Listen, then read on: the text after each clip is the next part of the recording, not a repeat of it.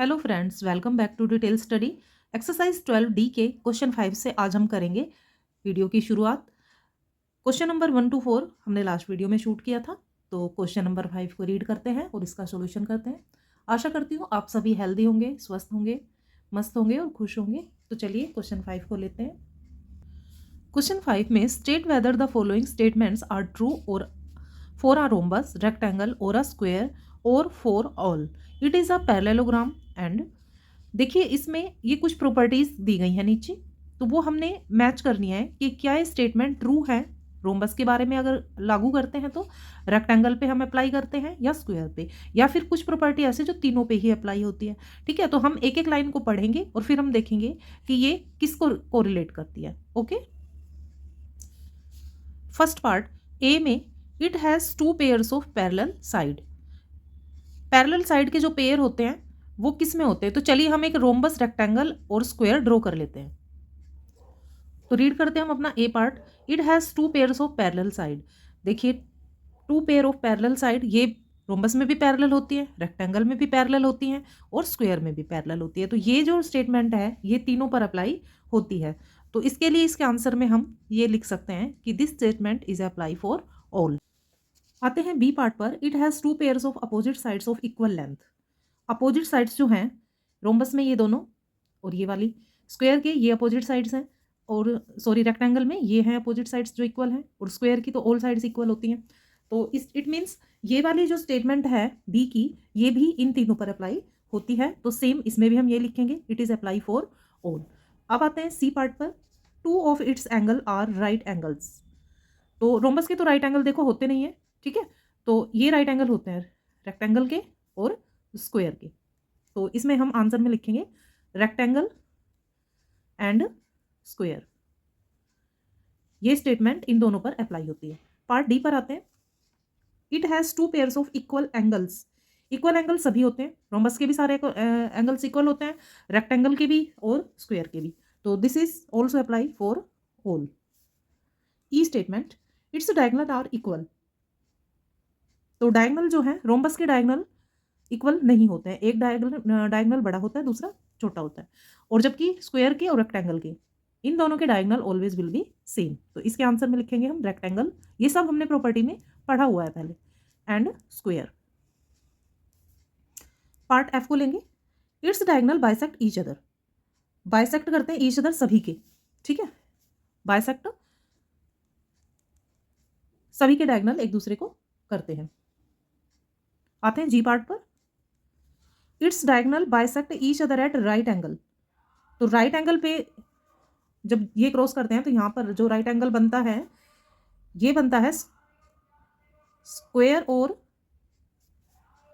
Rhombus में, square and rhombus में, ठीक है, 90 डिग्री एंगल बनाते हैं। Now we take part number H. It's diagonal are equal and perpendicular bisect of each other. अब देखिए बाइसेक्ट तो ये करते हैं एक दूसरे को, रोम्बस के भी करते हैं, रोम्बस के भी करते हैं और स्क्वायर के भी करते हैं, बट इक्वल नहीं है रोम्बस के, ठीक है। रोम्बस के जो डायगोनल हैं वो इक्वल नहीं है, जबकि स्क्वायर के डायगोनल इक्वल भी होते हैं और एक दूसरे को बाइसेक्ट भी करते हैं। तो इसमें हम सिर्फ लिखेंगे square. I part is, it has all it's sides of equal length. All sides जो है स्क्वायर की भी इक्वल होती है और रोम्बस की भी, रेक्टेंगल की अपोजिट साइड इक्वल होती है ओनली। तो इसमें हम लिखेंगे स्क्वायर एंड रोम्बस। इनमें all four sides are equal. J part में, all of its angles are equal measure. तो इक्वल मेजर के जो एंगल्स हैं वो तो रेक्टेंगल और स्क्वायर में ही हैं, रेक्टेंगल एंड स्क्वायर। तो इस तरह से हमने इजीली प्रॉपर्टी को ध्यान में रखते हुए क्वेश्चन नंबर 5 के सभी आंसर्स नोट डाउन कर दिए। Let we take question number 6। Question is saying in a square P Q R S, P Q का ये मेजरमेंट दिया गया है और क्यू आर का ये मेजरमेंट दिया गया है, हमें इनकी जो एक्चुअल लेंथ है वो फाइंड आउट करनी है। क्वेश्चन 6 में हमने एक स्क्वायर ड्रॉ किया है, अब हम इसका मेजरमेंट लिखते हैं जो हमें गिवन है। तो सबसे पहले हमें दो साइड्स दी गई हैं एडजेसेंट इक्वल, ये और ये, लेकिन हमें पता है कि स्क्वायर की चारों साइड्स ही हैं वो इक्वल होती है। इट मीन्स जो पी क्यू का और क्यू आर का मेजरमेंट दिया गया है, ये इक्वल होगा। क्यों होगा? क्योंकि side of square are equal. ठीक है, स्क्वायर की जो साइड्स होती हैं वो क्या होती हैं? इक्वल होती हैं। अब देखिए पी क्यू का मेजरमेंट हमें गिवन है 5a minus 17 is equal to 2a plus 4, क्योंकि ये साइड का मेजरमेंट पी क्यू का है और ये क्यू आर का मेजरमेंट है, दोनों इक्वल होंगे क्योंकि ये स्क्वायर की साइड है। अब देखिए ए को हम एक तरफ ले आएंगे और इसको कैलकुलेट कर लेंगे। 3a इज इक्वल टू 21 और a की वैल्यू हमारे पास आ गई है 21 डिवाइड बाय 3 देन 7। तो अब हम पी क्यू की वैल्यू निकाल लेते हैं। पी क्यू है 5a minus 17 then 5 multiply 7 minus 17 यानी 35 minus 17 then we will receive 18 centimetre. ठीक है, इस तरह से। एंड क्यू आर का हमें दिया गया था 2a plus 4 is equal to 2a की वैल्यू रखेंगे 7 प्लस 4 यानी कि 14 प्लस 4, तो ये भी हमारे पास आ गया है 18 सेंटीमीटर। इस तरह से हमने प्रूव भी कर दिया है कि दोनों साइड इक्वल हैं और हमने इनकी वैल्यूज भी फाइंड आउट कर लिया। Question 7, if the length of diagonal of a square is 12 centimetre. Diagonal की लेंथ हमें दी गई 12 centimetre. Find the length of the side of the square. अब हमें निकालना है इसमें साइड स्क्वायर की साइड फाइंड आउट करनी है। तो चलिए पहले ड्रॉ कर लेते हैं स्क्वायर को और फिर अब इसका मेजरमेंट फाइंड करेंगे। इसमें बी डी एक डायगोनल है और जिसकी लेंथ हमें दी गई है 12 सेंटीमीटर। देखिए स्क्वायर में यहाँ 90 डिग्री एंगल बनता है, तो जो बी सी डी है ये एक राइट एंगल ट्राइंगल ड्रॉ हो चुका है। ठीक है, और 90 डिग्री के सामने जो साइड होती है वो उसकी क्या होती है? हाइपोटेनियस होती है। ठीक है, लेकिन इसकी जरूरत हमें यहाँ नहीं पड़ेगी क्योंकि हम सीधा निकाल सकते हैं इसमें फॉर्मूले के अकॉर्डिंग, यानी कि जो इनका कॉम्बिनेशन होता है साइड का डायगोनल के साथ वो फॉर्मूला होता है d is equal to root two x. ठीक है, अब d की वैल्यू हमें दी गई है 12 is equal to root two x. अब हम इसे लेकर जाएंगे इधर और कर देंगे हम डिवाइड में, तो x is equal to 12 upon में रूट 2। लेकिन डिनोमिनेटर में कभी भी हम स्क्वायर जो रूट में जो वैल्यू होती है उसे नहीं छोड़ते हैं, तो यहाँ हम करेंगे इसको रेशनलाइज करके हम इसको सोल्व करेंगे। रेशनलाइज करने के लिए 12 तो रूट 2 से ही ऊपर मल्टीप्लाई करेंगे और रूट 2 से ही नीचे मल्टीप्लाई करेंगे, तो ऊपर आ जाएगा हमारे पास 12 रूट 2 और डिनोमिनेटर में आएगा रूट 4। 12 रूट 2 4 का स्क्वायर होता है 2 और ये कैंसिल हो जाएगा 2 से, तो आंसर हमें जो मिलेगा वो आएगा 6 रूट 2 यानी कि सेंटीमीटर। ये आ गया हमारा साइड ऑफ द स्क्वायर यानी x की वैल्यू। ठीक है, ये क्वेश्चंस हमें एरिया वाले चैप्टर में भी मिला था, आपको शायद याद होगा, उसमें भी हमने यही फॉर्मूला लगाया था और क्वेश्चन सोल्व किया था, क्योंकि ये इसका रिलेशन यही होता है डायगोनल का साइड के साथ स्क्वायर की। Okay students, now we will take question number 8। Question 8 asking us find the side of a rhombus whose diagonals are 10 centimetre 24 centimetre. चलिए इसको करते हैं। देखिए ये एक रोम्बस की शेप है। अब रोम्बस में हम ABC एक ट्राइंगल तो ले सकते हैं, लेकिन ये एक राइट एंगल ट्राइंगल नहीं होगा। क्यों नहीं होगा? क्योंकि ये 90 डिग्री एंगल नहीं होते हैं। लेकिन जब ये एक दूसरे को इंटरसेक्ट करते हैं डायगोनल, तो यहाँ पर 90 डिग्री एंगल बनाते हैं। ठीक है, तो इसी के थ्रू अब हम सोल्व करेंगे। हम लेंगे सबसे पहले let the length of the each side of rhombus, उसको लेट कर लेते हैं हम x सेंटीमीटर। ठीक है, कि इसकी सारी साइड्स रोम्बस की जो है वो x सेंटीमीटर है, क्योंकि all 4 sides are equal. Then we will take x square is equal to 10 square plus 24 square divide by 2। ये जो मैंने लिखा है इसे मैं आपको समझाती हूँ। देखिए एक डायगोनल D1 और दूसरा हमारा D2, दो डायगोनल हमें मिले हैं 10 एंड 24। तो ये जो बड़े वाला है ये 24 है। ठीक है, और ये जो स्मॉलर है इससे ये 10 है। तो जब ये इंटरसेक्ट करते हैं तो यहाँ पर ये 12 आ गया और यहाँ भी ये 12 आ गया, और ये जो दोनों हैं ये 5 हो गए। ठीक है, अब अगर हम ले ट्राइंगल AOB, तो AOB में हम यहाँ पर लिख ही देते हैं इन ट्राइंगल AOB, क्लियर हो जाएगा। ट्राइंगल AOB में ये 90 डिग्री बना रहा है ना, यहाँ 90 डिग्री बन रहा है, तो ये बेस हो गया, ये परपेंडिकुलर यानी हाइट हो गया, और AB जो है AB क्या हो गया? डायगोनल, क्योंकि is the biggest side.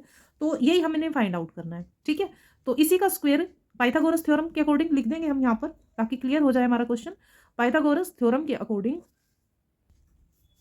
Hypotenuse का स्क्वायर इक्वल में होता है बेस का स्क्वायर प्लस में परपेंडिकुलर जो हाइट होती है उसका स्क्वायर। तो ये हमने 2 से इसलिए डिवाइड किया है क्योंकि यहाँ पर ये बाइसेक्ट हो जाते हैं।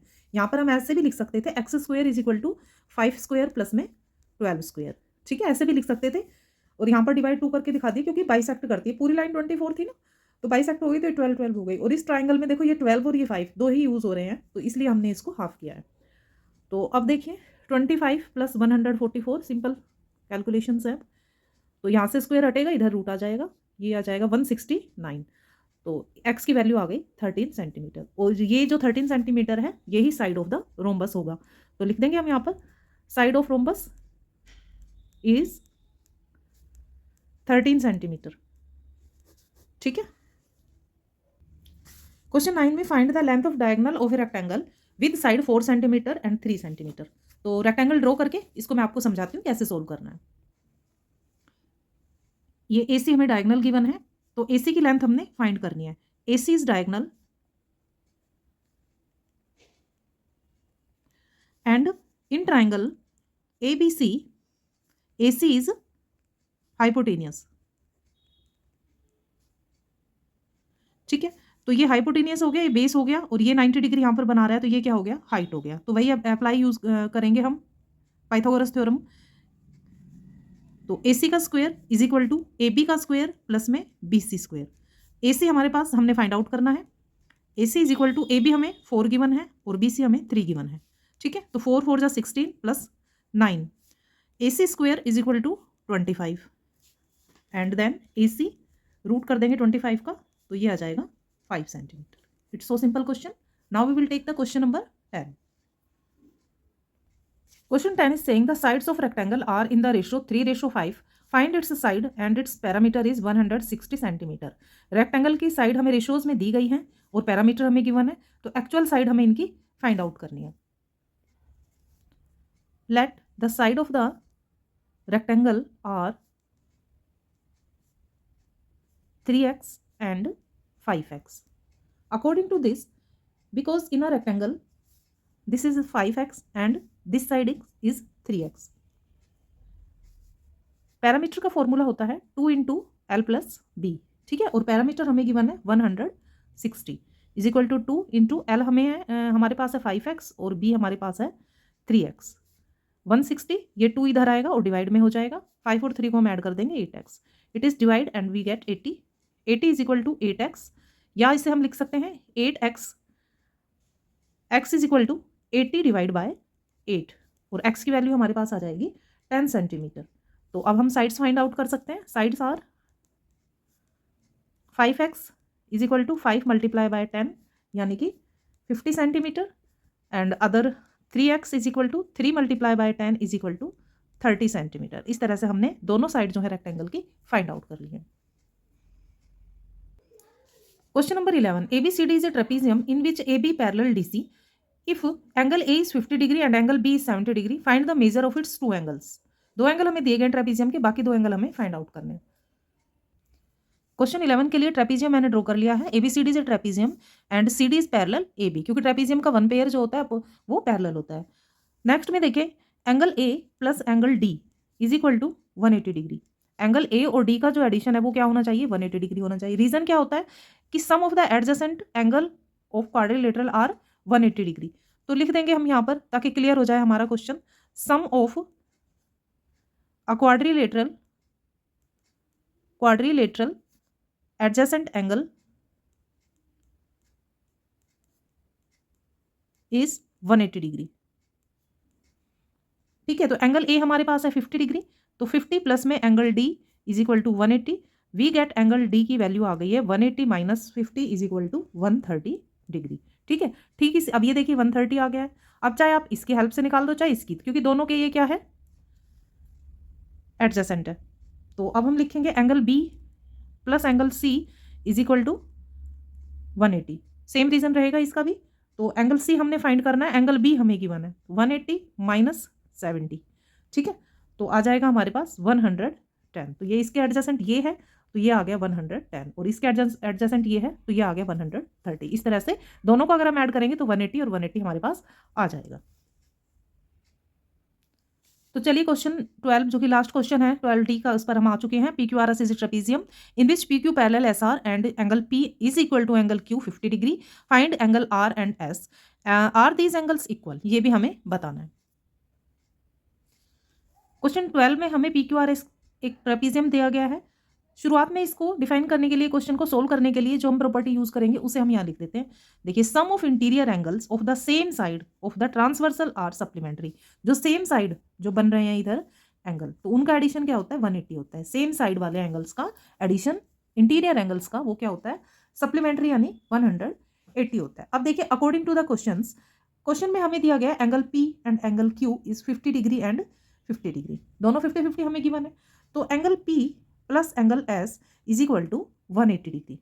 एंगल P हमारे पास 50 है और एंगल S हम फाइंड कर लेंगे लेस कर 180 में से 50 को। 180 में से 50 लेस किया तो आगे हमारे पास 130। ठीक है, तो एंगल S आ चुका है हमारे पास 130 डिग्री। ऐसे ही हम एंगल R फाइंड कर लेंगे, क्योंकि Q और R दोनों क्या है? एडजेसेंट एंगल है। तो angle Q plus angle R is equal to 180। Angle Q हमारे पास गिवन है 50, angle R is equal to 180 and angle R is equal to 180 minus 50 we get 130। तो ये एंगल भी हमारे पास 130 आ गया है। तो लास्ट में हमसे पूछा गया है are the both angles are equal, तो yes they are equal, yes they are equal. और इसी के साथ हमारा ये क्वेश्चन, ये एक्सरसाइज 12D और ये चैप्टर 12 कंप्लीट होता है गाइस। मिलते हैं नेक्स्ट वीडियो में नेक्स्ट क्वेश्चंस के साथ, नेक्स्ट चैप्टर के साथ। तब तक अपना और अपनों का खास ख्याल रखिएगा। अगर वीडियो आपके लिए मीनिंगफुल यूजफुल है तो लाइक जरूर कीजिएगा। मुझे इससे काफ़ी सेटिस्फिकेशन मिलता है कि मेरी बताई हुई चीज़ें आपको अच्छे से समझ आ रही हैं। ठीक है फ्रेंड्स, मिलते हैं नेक्स्ट वीडियो में, तब तक राधे राधे।